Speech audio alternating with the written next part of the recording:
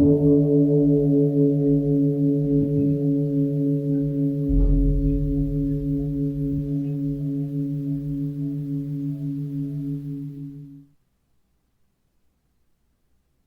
all beings be happy. May all beings be healthy. May all beings be free from harm. May all beings love life. May all beings awaken. Welcome to another Cuke audio podcast. I pray that you and yours are safe and comfortable, free from economic hardship, and able to get out and do whatever it is you want within the limitations of the universal precept of do as little harm as possible. Today, we have chapters 45 and 46 from Thank You and Okay, An American Zen Failure in Japan, Doubting the Sun's Sun, and Mu If You Love Buddha. So here we go.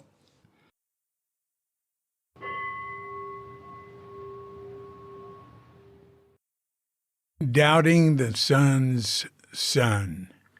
Maruyama, June 5th, 1989. One Monday morning, Shimizu arrived first for class. He opened the front door and called out, "Good morning." "Come on in," I said. "You're early as usual. Come watch me wash dishes." "I hate that smell," he said. "Why are you burning incense?" "Oh, we just light it sometimes for the aroma," I answered, surprised. He pulled up a chair to the kitchen table. At 9 a.m. sharp, Morikawa and Tanahashi, the barely old and not quite young professors' wives, and Etsuko, the elementary school teacher, announced their presence from the front hall. They all came in saying, "What's that awful smell?" "I can't believe it. What have you all got against incense?" I said, breaking the burning end off and turning on the vent fan. "Make your house smell like temples," said Morikawa, fidgeting with her flowered blouse. "What's wrong with smelling like a temple?" I asked. "It's the smell of death," said Shimizu, his nostrils widening slightly on his smooth brown face. "We only smell incense at funerals or memorial services." As the deadly aroma disappeared, the ladies soon were looking at me in amazement, chattering and oohing that I was washing the dishes. "Your wife must be so happy," said Tanahashi sincerely in her soft, high voice. "Do you always do dishes?" "Yes, I have to," I told her. "If I don't," and then I made the signs of an angry wife, holding my hands up to my head with my index fingers extended to represent horns. Tanahashi covered her mouth and laughed. Elin stuck her head out from the den where she was reading. "It's not true," she said, guessing I was slandering her. Kubo-san had just walked in at that point, and she joined in on the laughter without having to be filled in. Carrying a pot of tea, I led all into the living room where the shoji were open, revealing the garden in its late spring splendor. Morikawa started off the conversation by saying she'd been to an interesting lecture in which the speaker talked about the differences between European royalty and the Japanese emperor. The main difference, she said, was that European royalty was believed to have derived its authority from God, whereas the emperor was thought to be a god. The Emperor Showa had died half a year earlier. He'd had the role longer than any previous emperor and had presided over the greatest swings in Japanese history. On the news, they said he'd died without ever having been told he had cancer, as if such ignorance was a blessing. I was expecting major shock waves and public grief upon the announcement of his death. He died early one morning.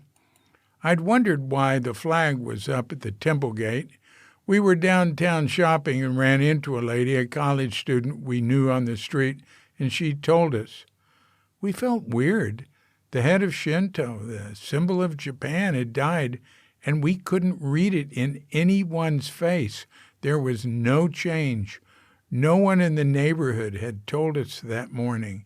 Later, I had asked kids in class how the emperor's death affected them, and they just shrugged or said it had no meaning to them. Mrs. Morikawa continued, after the war, some Japanese people think the emperor should be hanging. Me, they thought the emperor should be hanged. Mrs. Morikawa, be hanged. But many people respect MacArthur, and he think it's very useful to not kill emperor. Mr. Shimizu, Australian Labour Party leaders said after emperor's death this year, he had no message of sorrow. He said that after the war, the emperor should have been chopped into many pieces with jungle knife. Mrs. Morikawa laughs. I believe him to be a war criminal, but MacArthur was very wise, very smart not to kill him. Often in European countries, they killed the royalty. We never killed emperor or reject emperor system. Mr. Shimizu, Japanese emperor is the most historical emperor in the world, going back the longest and continuing in unbroken line. Mrs. Morikawa, but since the Meiji Restoration in the latter part of the last century, it has been a special period. Before that, the emperor very often didn't appear on the political surface. Mr. Shimizu, sometimes emperor had no power because the shogun had it all, or the general. There was much fighting for power. Emperor just figurehead. Mrs. Morikawa, so. As one person speaks, the so's, hmms, ehs, and ahs of the others are going on all the while. Japanese get uncomfortable if they don't hear constant feedback. Aizuchi. Mrs. Morikawa, in Meiji era, there was the first prime minister, but also the emperor gained respect, and that idea continues now. But before Meiji, the emperor was not so respected. Mr. Shimizu, some emperors had no money. No one even thought of them. It's not so much the respect or power, but most important is the idea of divinity that increased at the time of the Meiji. You're saying that the emperor became more important during the Meiji era? Mr. Shimizu, that's right, more divine. That's funny. Isn't that when Japan opened up, I asked? Meiji was the era of westernization. Mrs. Morikawa, yes, it is irony. In the speech I heard yesterday, the professor said that the Japanese have fallen into a dilemma about the emperor.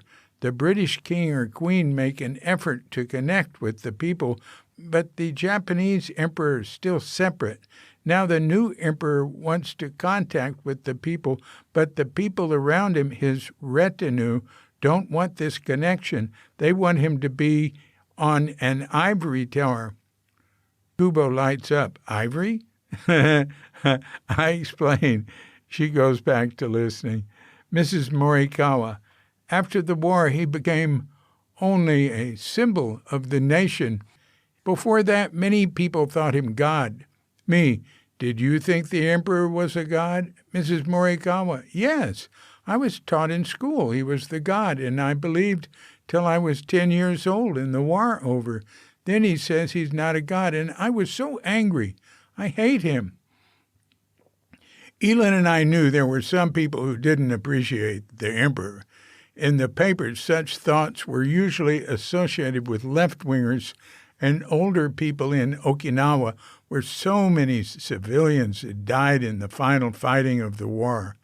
There were politicians who vehemently opposed the government spending a cent on the emperor's funeral or anything imperial. They said it went against the separation of church and state clause in the Constitution. The heavy-duty anti-imperialists have burned shrines associated with him. The mayor of Nagasaki was shot by a right-winger for saying that the emperor bore some responsibility for the war. Mrs. Kubo, I don't care yes or no for the emperor. There will be no emperor in 20 years anyway. Mrs. Morikawa. When were you born? Mrs. Kubo. 1955. Mrs. Morikawa. You didn't have to suffer for him. Why didn't he tell us before he was no god? And the lies about white devils, all the women who jumped off cliffs in Okinawa to escape white devils. My family was in China for him. So many died, many millions. We thought Chinese inferior and whites were devils, and only God, our God, could win the war. Then everything went wrong. We took the boat back with no food, and they wouldn't let us in because of the quarantine. Just out there in the inland sea, we waited a week in the boat, and my sister starved to death. She starved to death for the emperor. And then the white devils came and fed us. They were fair. They saved us. The whole world was exactly opposite of what I was taught. I will always hate the Emperor Showa, and I want his son to quit. Wow, I'd never seen her so worked up. English class can be like group therapy. It gives people permission to talk about things that might not otherwise be considered appropriate topics of conversation. Morikawa was shaking, but still smiling. Mrs. Kubo was looking a little shocked, but was listening intently. I don't hate him, said Shimizu. He was victim of the right wing too.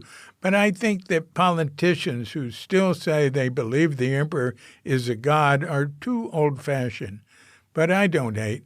And I was born in China. I was just a baby when we had to run. So that's why I don't have bad memories.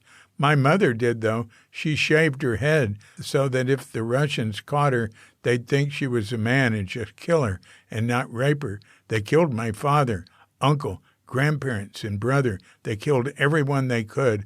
Only my mother and me got away. I am very lucky. And Japan was lucky the Russians never came. That was all the heavy talk for that day. Kubo said she wanted to talk about something nice for a while. She pointed out that she had just bought a set of ivory bracelets. Don't they kill whole elephants to get the horns? Said Tanahashi with a look of concern. It was the first thing she'd said all morning, and it made me aware that I'd neglected to bring her into the conversation. Kubo quickly broke the awkward silence.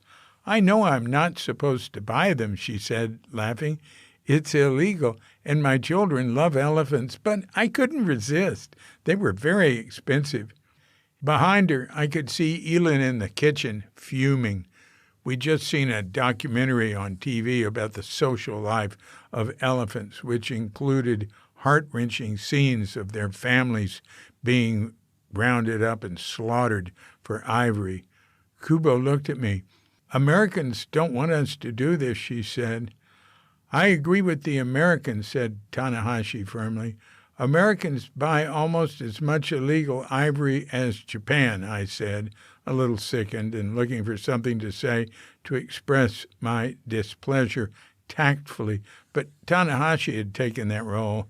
And anyway, Kubo was off talking about her son and how he played tennis all day and would never get into any good schools. Elin and I happened to be grateful to her son because of his bad grades. Kubo had given us his TV so he wouldn't be able to stay up in his room and play video games all the time. I stood in the garden and bade farewell to the members of the MMC. It had been another freewheeling day. I was still chewing on bits and pieces of the fragmented conversation. It's an interesting way to get to know people through a language that they're struggling with. I'm struggling with theirs, too. I think the most overused word for those who live abroad or study foreign languages is fluent. We don't really understand each other, Shimizu once surprised me by saying when we were talking on the edge of the street in front of his small neighborhood store. I on my bicycle and he at the rear of his truck.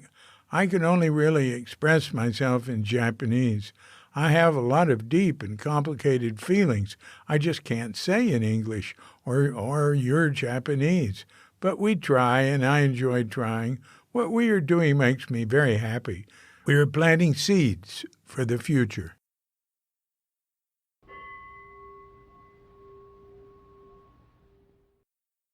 Moo, if you love Buddha. Maruyama, September 29th, 1989. I walked to the Samon and sat in the open air on a beam that runs across the black, rough tile under the massive overhang of the mountain gate roof. Some tourists trip on these obstacles, but their traditional purpose is to keep out little devils that are so short they can't get over them. I sit to the side on the demon stopper with my knees on an old blanket I bring for that purpose. I've stopped going to the Zendo. I just come sit here, go to Sanzen and then go home. It still takes an hour and a half. Watanabe said I had to get permission to skip the Zendo part from the new head monk. Tyson had to return to Kyoto to help out his original teacher. The new head monk is a stern, middle-aged Japanese guy who put off getting his own temple to come to Daionji to study koans with Hojo-san. He said, of course I could skip Zazen in the Zendo, and so Watanabe also gave me his blessing. They're so understanding, but our reasons are different. To me, an hour or so of Zazen is enough, but to them, it's because of the press of duty. They say that since I'm a layman with responsibilities and bills to pay, it's a wonder I can come at all. Straight ahead inside the Hondo, the Morning Sutras are playing, while the latticed bell-shaped windows act as speakers, bringing me the ancient chanting largely from the mouths of young foreigners. Before long, I watched their silhouettes walk to the Zendo, and after a while, Hojo-san walks back alone, passes in front of my gaze, and disappears into an entrance. Soon, I can hear everyone's feet leap onto the floor, beginning the stampede to Sanzen.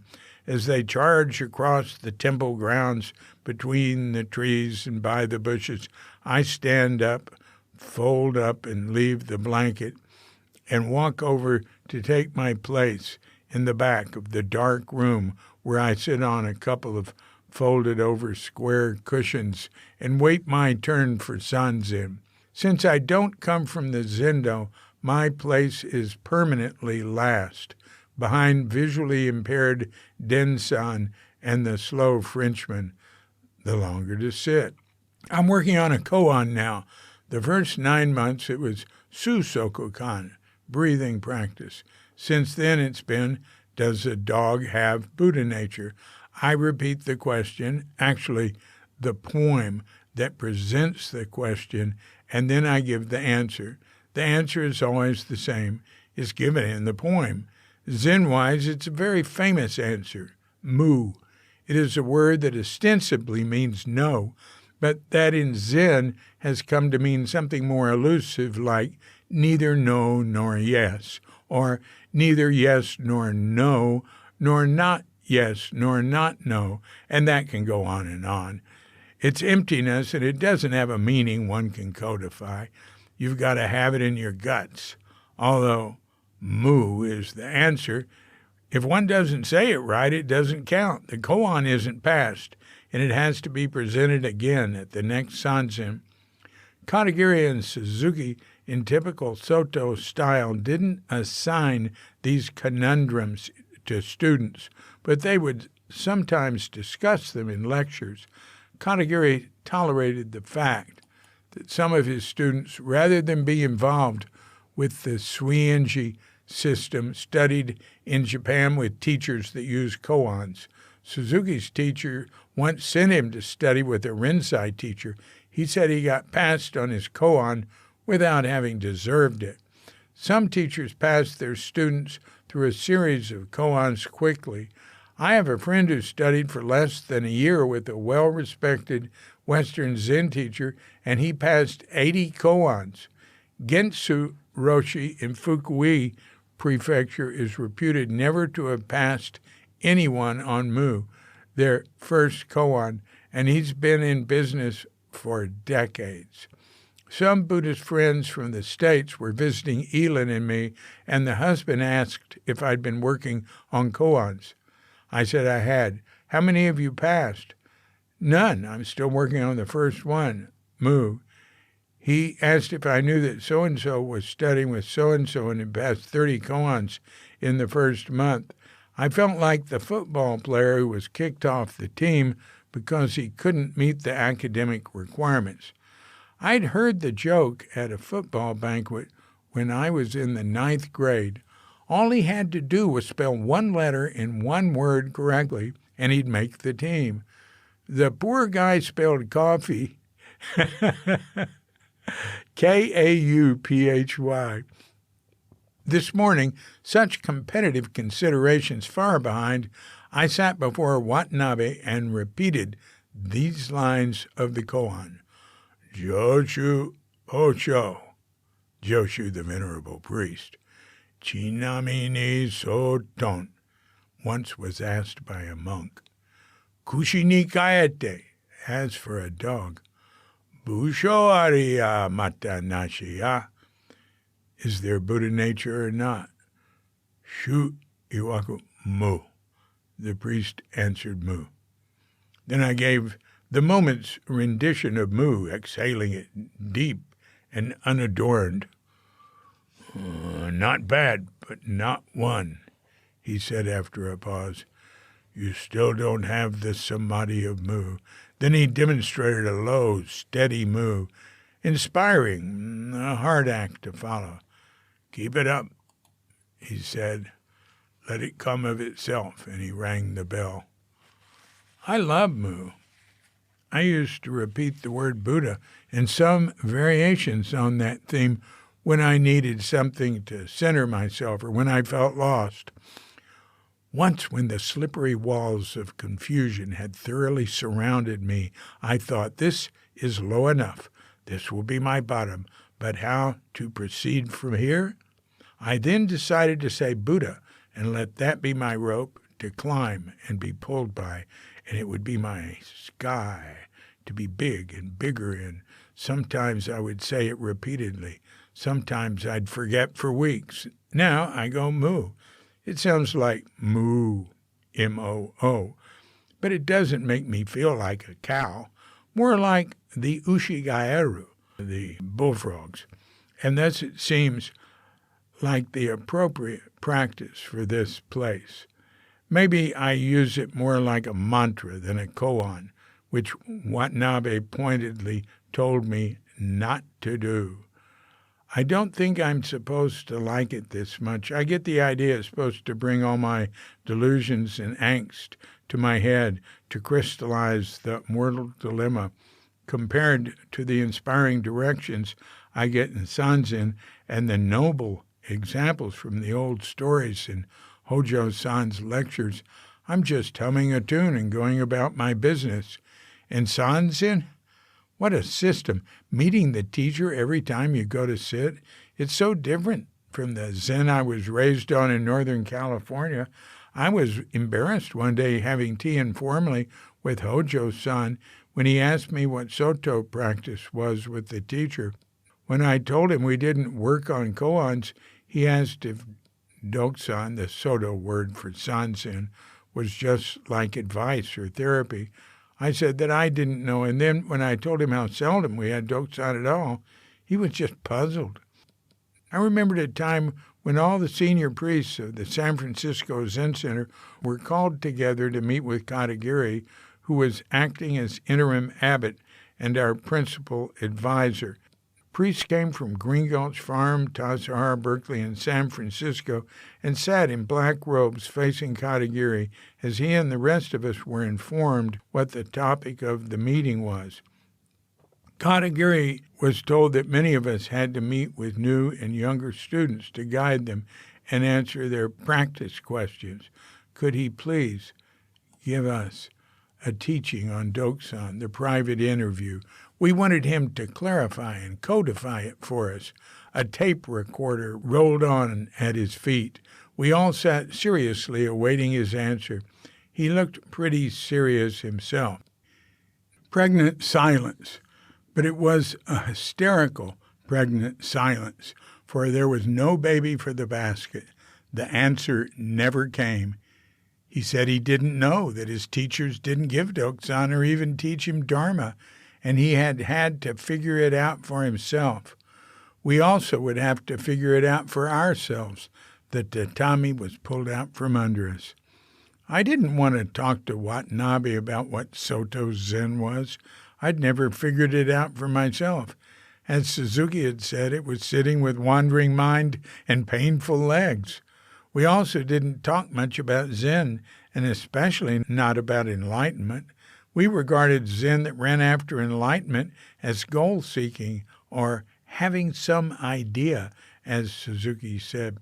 I told Watanabe that I treasured every moment that I'd had with my Soto teachers and friends, but that it was good to have something definite to chew on for a change.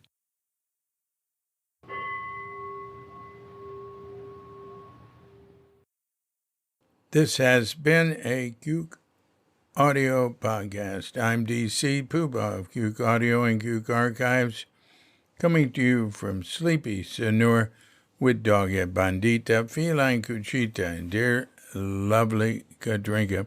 And we're wishing you and yours and all of us a grand awakening.